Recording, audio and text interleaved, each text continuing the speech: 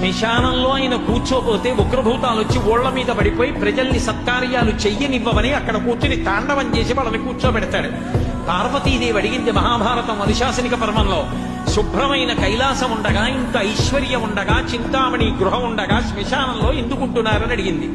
అడిగితే ఆయన చెప్పాడు, పార్వతి బతికున్న నాళ్ళు అన్ని చోట్లకి వెడతారు, ఏమీ తోచట్లేదు, శ్మశానానికి వెళ్ళొద్దామని ఎవరు రారు పార్వతి.